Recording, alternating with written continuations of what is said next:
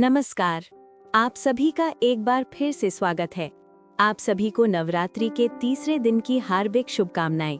आज हम सुनेंगे माँ दुर्गा की तीसरे स्वरूप माँ चंद्रघंटा की पवित्र कथा। माँ दुर्गा की तीसरी शक्ति है माँ चंद्रघंटा। नवरात्रि के तीसरे दिन इन्हीं देवी की पूजा और आराधना की जाती है। देवी का ये स्वरूप परम शांतिदायक और कल्याणकारी माना जाता है। कहा जाता है, जो साधक सच्चे मन से माँ चंद्रघंटा का ध्यान करता है, उसके इहलोक और परलोक दोनों का कल्याण होता है। माता के मस्तक पर घंटे के आकार का आधा चंद्र सुशोभित है। इसी कारण इनका नाम पड़ा चंद्रघंटा। इनका शरीर सोने के समान तेजस्वी और चमकीला है। देवी के 10 हाथ हैं, जिनमें वे खड्ग और अन्य दिव्य अस्त्र शस्त्र धारण करती हैं। सिंह पर सवार माँ चंद्रघंटा सदैव धर्म की रक्षा और अधर्म के विनाश के लिए तैयार रहती हैं। कहा जाता है, माँ की घंटे की भयानक ध्वनि से दानव, दैत्य और राक्षस तक कांप उठते हैं। पुराणों के अनुसार जब महिषासुर ने तीनों लोकों में अत्याचार फैलाया, तब देवताओं ने मिलकर महाशक्ति का आवाहन किया। त्रिदेवों के तेज से एक दिव्य देवी प्रकट हुई और वही देवी आगे चलकर महिषासुर मर्दिनी दुर्गा कहलाई। देवी सिंह पर आरूढ़ थीं और उनकी 10 भुजाओं में दिव्य अस्त्र शस्त्र चमक रहे थे। देवताओं ने उन्हें युद्ध के लिए अपने अपने अस्त्र भेंट किए। भगवान शिव ने त्रिशूल दिया, भगवान विष्णु ने सुदर्शन चक्र दिया और इंद्रदेव ने एक दिव्य घंटा प्रदान किया, जिसकी ध्वनि से शत्रुओं का हृदय भय से कांप उठता था। तभी माँ चंद्रघंटा सिंह पर सवार होकर रणभूमि में उतरी। जैसे ही उन्होंने युद्ध भूमि में प्रवेश किया, उनके घंटे की दिव्य ध्वनि से पूरा ब्रह्मांड गूंज उठा।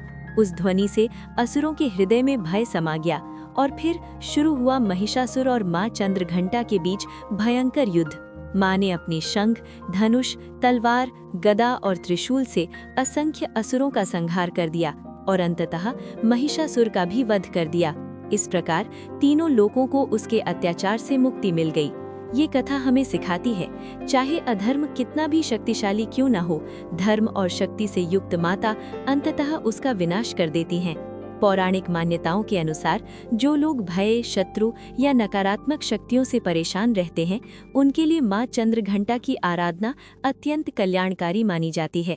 कहा जाता है, माँ अपने भक्तों के जीवन से सभी संकट दूर कर देती हैं और उन्हें साहस, शांति और समृद्धि प्रदान करती हैं। दोस्तों, माँ चंद्रघंटा के अवतार से जुड़ी एक और कथा भी प्रसिद्ध है। ये कथा शिव पुराण में वर्णित है। जब माता पार्वती ने कठोर तपस्या कर भगवान शिव को पति के रूप में प्राप्त किया और जब विवाह का समय आया, तब भगवान शिव अपनी बारात लेकर हिमालय के द्वार पर पहुंचे। लेकिन वो बारात कोई साधारण बारात नहीं थी।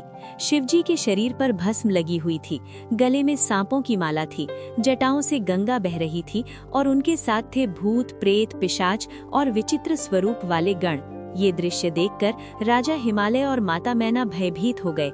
माता मैना तो बेहोश तक हो गईं और विवाह रोकने लगी। तभी माता पार्वती ने अपना दिव्य स्वरूप प्रकट किया। उन्होंने धारण किया माँ चंद्रघंटा का अद्भुत रूप। उनके मस्तक पर अर्धचंद्र की स्वर्णिम जूटी चमक उठी।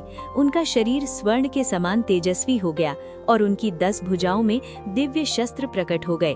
माँ के इस दिव्य स्वरूप को देखकर सभी का भय शांत हो गया और माँ ने अपने प्रभाव से भगवान शिव के गणों के विकराल रूप को भी शांत कर दिया। अब वो बारात भयावह नहीं, बल्कि भव्य और सुंदर दिखाई देने लगी। तब राजा हिमालय और माता मैना को संतोष हुआ और माता पार्वती का विवाह भगवान शिव के साथ विधि पूर्वक संपन्न हो गया। नवरात्रि के तीसरे दिन माँ चंद्रघंटा की पूजा करने से साहस, आत्मबल और निर्भयता की प्राप्ति होती है। माता का मंत्र है ओम देवी चंद्रघंटाय नमः। यदि इस मंत्र का 108 बार जाप किया जाए तो साधक के जीवन से भय और संकट दूर हो जाते हैं। तो आइए, नवरात्रि के इस पावन दिन हम सभी मिलकर माँ चंद्रघंटा की आराधना करें और उनके दिव्य आशीर्वाद से अपने जीवन को सुख, शांति और समृद्धि से भर दें। या देवी सर्वभूतेषु माँ चंद्रघंटा रूपेण संस्थिता, नमस्तस्यै नमस्तस्यै नमस्तस्यै नमो नमः। अगर आपको ये कथा अच्छी लगी हो तो वीडियो को लाइक जरूर करें और ऐसे ही धार्मिक और आध्यात्मिक ज्ञान के लिए सब्सक्राइब करना न भूलें। धन्यवाद।